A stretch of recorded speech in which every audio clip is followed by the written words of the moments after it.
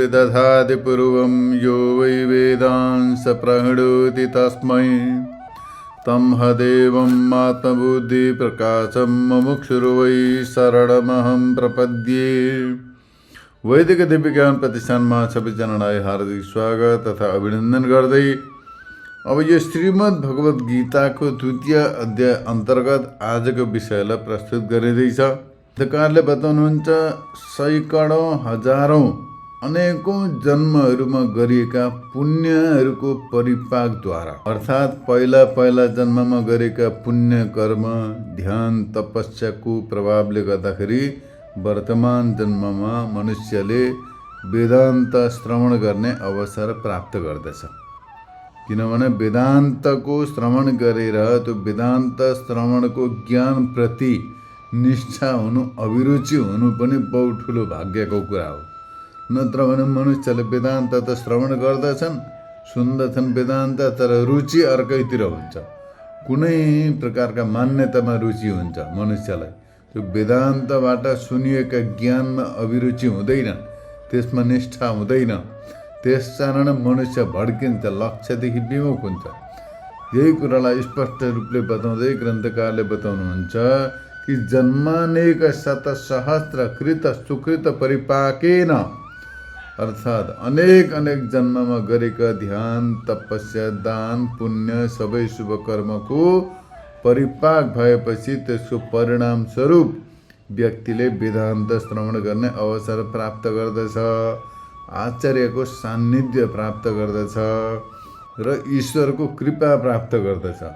यस प्रकारले पुण्यको परिपाक भएपछि शास्त्र आचार्य र ईश्वरको कृपा भएपछि मनुष्यले वेदान्तको श्रवण मनन निधिध्यासन गर्दछ र निरन्तर ध्यानद्वारा यी सबै ब्रह्मस्वरूप हुन् र म पनि ब्रह्मस्वरूप हुँ भने यस्तो प्रकारको अपरोक्ष अनुभव गर्दछ।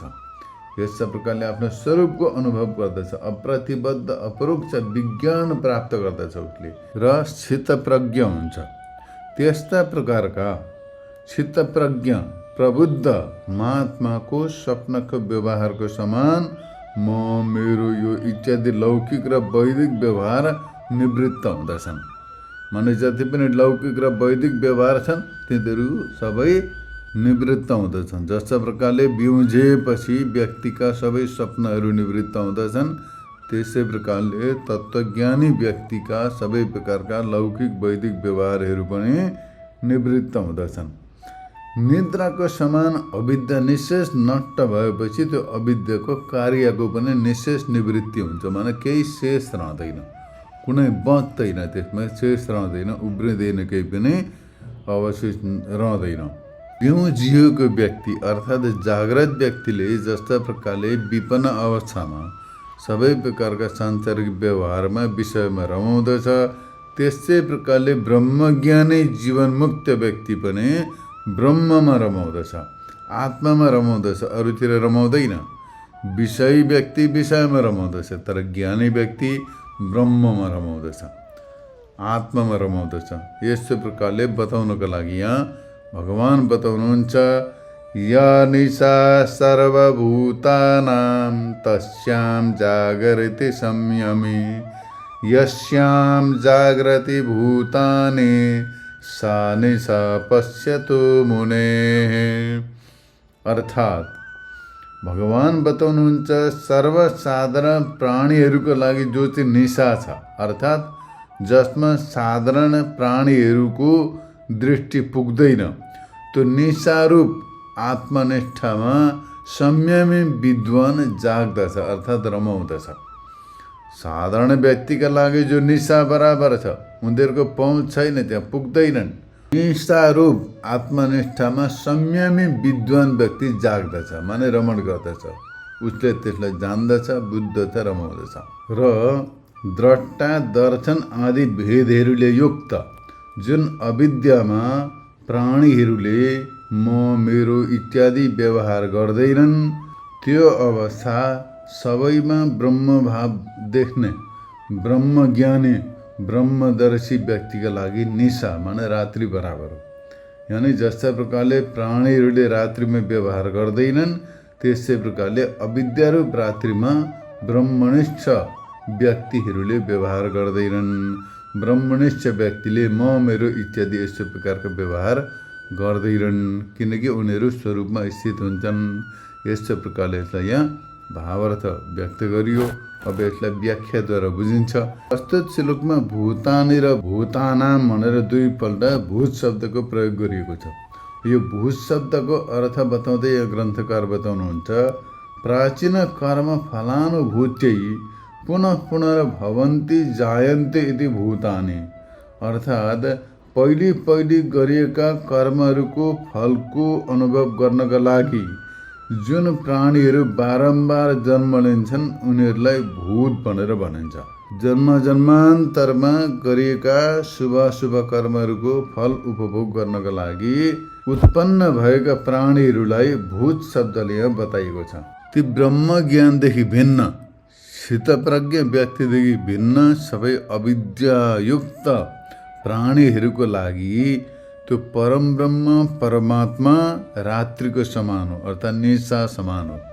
जो सर्वसत्तारू परम ब्रह्म परमात्मा छ, परदेवता छ, ती स्थितप्रज्ञ व्यक्तिदेखि भिन्न अज्ञानी प्राणीहरूको लागि रात्रि समान छ।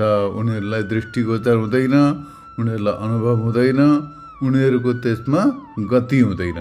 जसरी निशा माने रात्रिमा प्राणीहरू सबै सुत्त छन्, अन्धकार यानि निशा सर्वव्यापक हुनाले त्यसमा कसैको दृष्टि प्रवेश हुँदैन, त्यो अन्धकारमा कसैको दृष्टिले काम गर्दैन। निशा अर्थात् अन्धकारले सबै प्राणीहरूलाई व्याप्त रूपले ढाक्दछ र आफ्नो स्वरूपमा एकीभूत बनाउँदछ। माने अन्धकारमा केवल अँध्यारो मात्रै देखिन्छ, केही पनि देखिँदैन।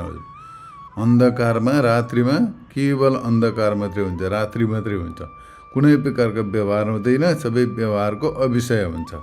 त्यस्तै प्रकारले परमब्रह्म परमात्मा देवता पनि सर्वव्यापक छ।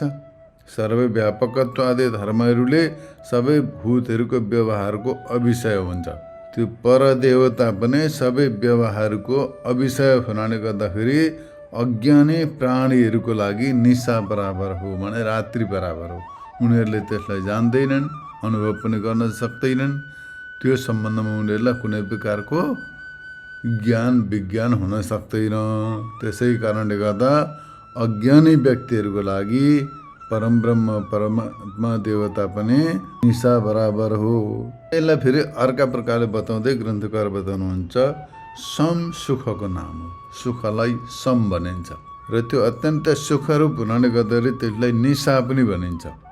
र त्यो निशामा यानि अत्यन्त सुखरूप परमब्रह्म परमात्मामा, परदेवतामा, आनन्दरूप परमब्रह्ममा स्वयं अविद्यारूप निन्द्राबाट जागेको एउटा संयमी व्यक्ति, अर्थात् जसले बाहिर सबै प्रकारका प्रवृत्तिलाई छोडेर, सबै बाह्य प्रवृत्तिलाई परित्याग गरेर इन्द्रियहरूलाई अन्तर्मुखी बनाएर आफ्ना स्वरूपमा स्थित छ, स्वरूपमा रहन्छ, त्यही व्यक्ति यो अविद्यारूप निन्द्राबाट जाग्दछ र त्यसैमा रमाउँदछ, त्यही स्वरूपमा रमाउँदछ, त्यही ब्रह्मस्वरूपमा क्रीडा गर्दछ, त्यही ब्रह्मस्वरूपको आनन्दको अनुभूति गर्दछ।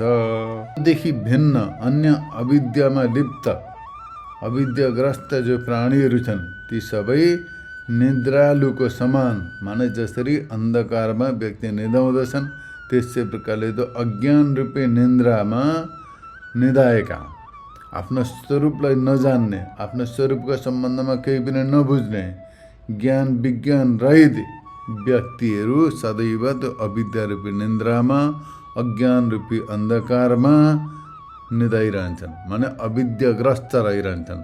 निदाइरहनु शब्दको तात्पर्य हो अविद्याग्रस्त रहन्छन्, अज्ञान अन्धकारमा लिप्त रहन्छन्। त्यही गरी जुन चाहिँ द्रष्टा दर्शन र दृश्य आदि भेदयुक्त अविद्यामा ती अज्ञानी प्राणीहरू जाग्दछन्, अर्थात् बिउजिन्दछन् र म मेरो इष्ट अनिष्ट यस्तो प्रकारको कार्य र यो अकार्य इत्यादि व्यवहारहरू गर्दछन्, त्यो अविद्या हो। माने द्वैत भूमि, जहाँनिर द्वैतको व्यवहार हुँदछ।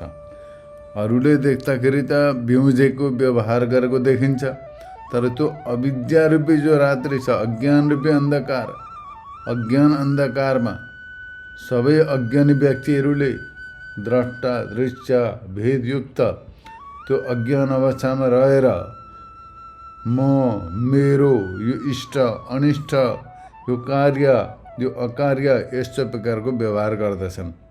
त्यो अविद्या हो, द्वैत भूमि। त्यो द्रष्टा र दर्शनलाई प्रत्यक्ष दृष्टिले ब्रह्मरूप देख्ने ब्रह्मनिष्ठ मुनिका लागि निशा हो। माने अरू प्राणीहरू जो अज्ञानी व्यक्तिहरू जाग्दछन्, व्यवहार गर्दछन्, ब्रह्मज्ञानी व्यक्तिका दृष्टिमा त्यो निशा हो, त्यो अन्धकार बराबर हो। अज्ञानी व्यक्तिहरू त हामी बिउज्यौँ, अब व्यवहार गर्दछौँ, सबै कुरो गरिरहेका छौँ, बिउजेका छौँ भनेर यस्तो प्रकारले सबै व्यवहारमा संलग्न रहन्छन्। तर तत्त्वज्ञानी व्यक्तिका दृष्टिमा त्यो निन्द्रा बराबर, त्यो अज्ञान निन्द्रा हो, अज्ञान अवस्था हो। तत्त्वज्ञानी व्यक्ति त्यसमा रमाउँदैन। त्यो द्वैत प्रपञ्चमा, द्वैत भूमिमा अज्ञानी व्यक्तिको समान ज्ञानी व्यक्ति फँस्दैन। ऊ तटस्थ रहन्छ र उसले जान्दछ। उसका लागि सबै एक अद्वितीय ब्रह्म चैतन्यको स्वरूप हुन्, स्वयं ब्रह्म चैतन्य स्वरूप हो। त्यो ज्ञानको स्थिति मात्रै जाग्रत अवस्था हो। तर त्योदेखि विपरीत द्वैत प्रपञ्चयुक्त कर्तृत्व, भोक्तृत्व, दृश्य, दर्शन, द्रष्टा, कार्य, अकार्य इत्यादि जति पनि लौकिक र शास्त्रीय व्यवहार छन्, ती व्यवहारदेखि युक्त जो स्थिति छ, सामान्य व्यक्तिका लागि जो जाग्रत अवस्था छ, त्यो तत्त्वज्ञानी व्यक्तिका दृष्टिमा निन्द्रा बराबर हो, निन्द्रा अवस्था हो। किनकि त्यो अविद्याको स्थिति हो। तर विद्याका स्थितिमा त एक अद्वितीय ब्रह्म चैतन्यको अनुभूतिदेखि अतिरिक्त अरू केही पनि रहँदैन। यस्ता प्रकारले यहाँ तत्त्वज्ञानी व्यक्तिका लागि सबै व्यवहार निशा हो, माने अन्धकार बराबर हो। जसरी प्राणीहरू रात्रिमा म, मेरो इत्यादि व्यवहार गर्दैनन्, जब निदाएका बेलामा प्राणीहरूले म, मेरो कुनै व्यवहार गर्दैनन्। उनीहरू एकदम निन्द्रामा, सुसुप्तिमा लीन हुन्छन्। ब्रह्मज्ञानी व्यक्तिमा सबै प्रकारका म, मेरो, कर्तृत्व, भोक्तृत्व इत्यादि व्यवहारको मूल कारणका रूपमा विद्यमान अविद्या नष्ट भएको हुन्छ। ब्रह्मज्ञानी व्यक्तिमा अविद्याको अवस्था रहँदैन, अविद्याको अस्तित्व रहँदैन। विद्याद्वारा त्यो अविद्या पूर्णतया नाश भइसकेको हुन्छ। त्यस कारणले गर्दाखेरि उसमा द्वैत भूमि अर्थात् त्यसमा द्वैतानुभूति हुँदैन। ब्रह्मज्ञानी व्यक्तिलाई कुनै प्रकारका द्वैत प्रपञ्चको अनुभव हुँदैन, उसलाई ब्रह्मको अनुभव हुन्छ। उसका बुद्धिमा त्यो ब्रह्ममय दृष्टि जागेको हुन्छ, तर द्वैत दृष्टि नष्ट भएको हुन्छ। त्यस कारणले गर्दाखेरि अज्ञान दशामा म, मेरो यस्तो प्रकारको प्राकृतिक व्यवहार त हुन्छ, तर ज्ञानीलाई यस्तो प्रकारको व्यवहार हुँदैन। ज्ञानीले अज्ञानीको जस्तो प्रकारको व्यवहार गर्दैन। त्यसै गरी यहाँ अर्को अर्थ पनि बुझ्न सकिन्छ। श्रेष्ठ ब्रह्मज्ञानी व्यक्तिका लागि यो जगत अन्धकार बराबर हो, यसको अस्तित्व छैन, सत्ता छैन। तर अज्ञानी व्यक्तिका लागि जस्ता प्रकारले अन्धा व्यक्तिले सूर्यको दर्शन गर्न सक्दैन, अन्धा व्यक्तिले सूर्य लागिरहेको भए तापनि त्यो सूर्यको प्रकाशको अनुभव गर्न सक्दैन। त्यस्तै प्रकारले अज्ञानी व्यक्तिले यो स्वयं प्रकाश स्वरूप ब्रह्म चैतन्य तत्त्वको अनुभूति गर्न सक्दैन। ब्रह्म चैतन्य स्वरूप आफ्नो स्वयं आफ्नो स्वरूप हो, प्रकाशित छ, सर्वव्यापक छ, अखण्ड चैतन्य स्वरूप छ। तर पनि अज्ञानी व्यक्ति जो छ, ब्रह्म विद्या रहित व्यक्ति, ब्रह्म दृष्टि रहित व्यक्ति, त्यस्ता व्यक्तिले ब्रह्म तत्त्वको अनुभूति गर्न सक्दैन। उसका लागि ब्रह्म तत्त्व निशाका समान हो, माने अन्धकार समान हो।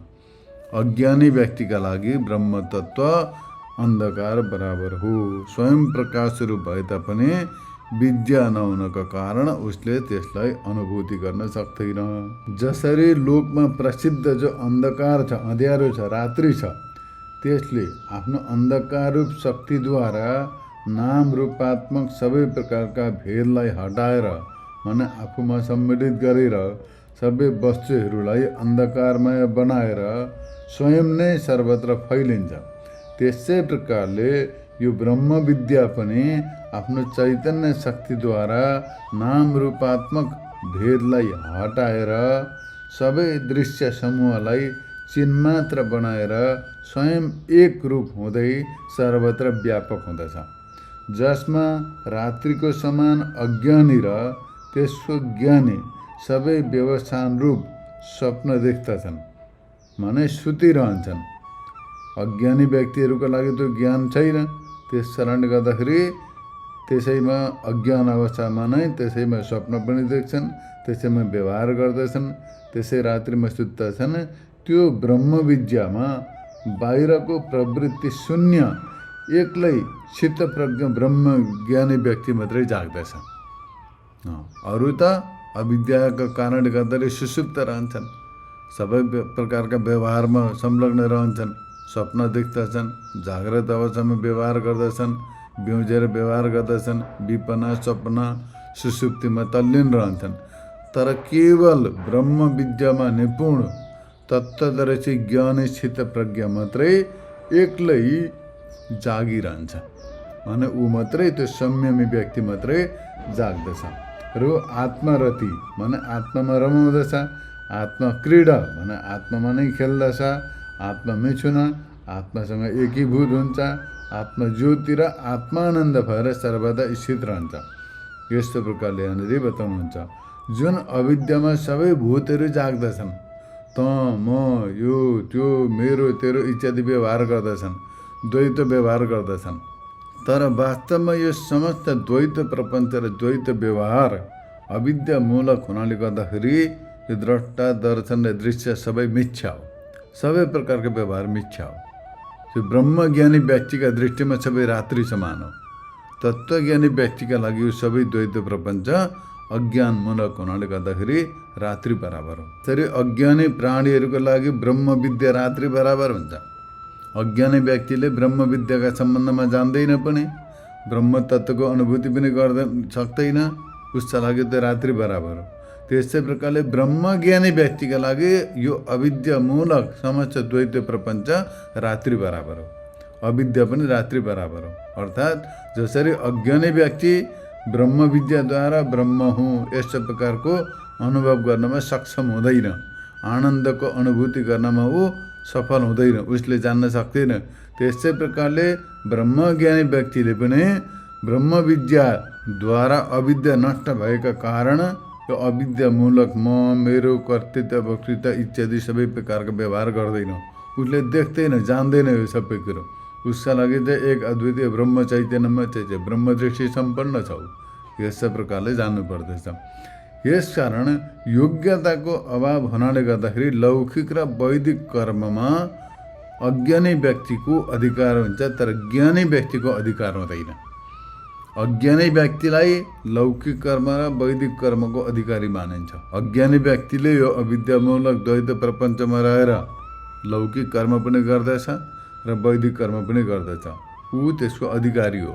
तर तत्त्वज्ञानी व्यक्ति चित्तप्रज्ञ जो ब्रह्मज्ञानी व्यक्ति छ उसलाई कर्मको अधिकारी मानिँदैन, उसमा कुनै कर्मको जरुरी छैन, अधिकारी मानिँदैन। जसमा देहको आश्रित वर्ण जाति आदिमा अभिमान छ, फलको इच्छा छ, म मेरो कर्तव्यको बोध छ, अकर्तव्य इत्यादिको भावना छ, क्रियाहरूमा गुण र दोषको दर्शन विद्यमान छ, त्यसैको कर्ममा अधिकार देखिन्छ, त्यसैलाई कर्मको अधिकारी मानिन्छ, उसैमा कर्मप्रति योग्यता सिद्ध हुन्छ। र जो उक्त लक्षणले रहित छ, माने जसका दृष्टिमा कुनै प्रकारको जातिको अभिमान पनि छैन, वर्णको अभिमान पनि छैन, शरीर सम्बन्धी कुनै प्रकारको क्रियाकलापप्रति उसलाई कुनै सरोकार छैन, उसले कुनै गर्दैन पनि, अविद्या पनि नष्ट भएको छ, कुनै प्रति गुण दोषको भावना पनि छैन, केवल नित्य निरन्तर समाधि निष्ठाद्वारा एक अद्वितीय ब्रह्म चैतन्यको अनुभूति मात्रै गर्दछ र अविद्या र अविद्याका आध्यात्मिक कार्यहरूको निर्मूलन गरेर ब्रह्मको तादात्म्यलाई प्राप्त गरेर म स्वयं ब्रह्मस्वरूप हुँ, सबै ब्रह्मस्वरूप हुँ, यस्तो प्रकारको ब्रह्मस्वरूपमा ब्रह्ममा नै स्थित रहन्छ भने त्यस्तो प्रकारका विद्वानलाई फेरि शरीरको तादात्म्य प्राप्ति हुँदैन।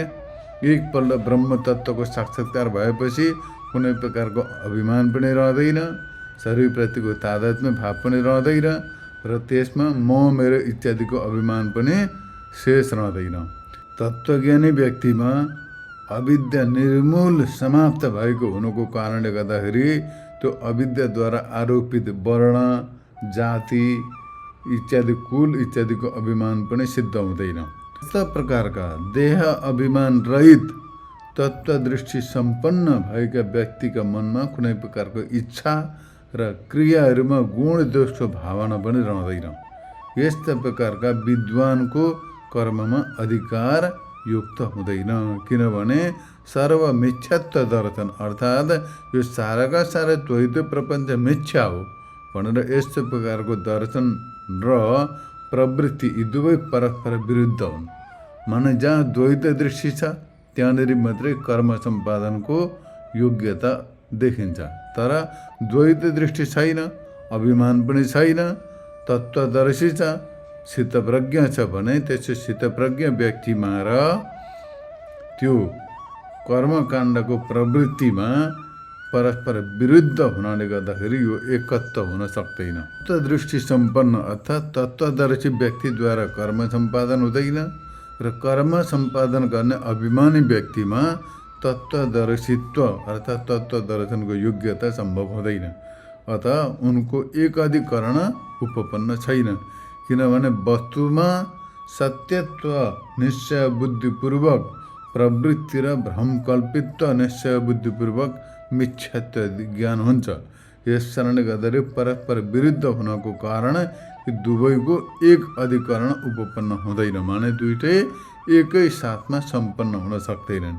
त्यसकारण तत्त्वज्ञानको अधिकारी तत्त्वदर्शी व्यक्ति अलग्गै हो, ज्ञान योगको अधिकारी अलग्गै हुन्छ, कर्मयोगको अधिकारी अलग्गै हुन्छ भनेर अगाडि बताइनै छ, पहिले पनि बताइयो।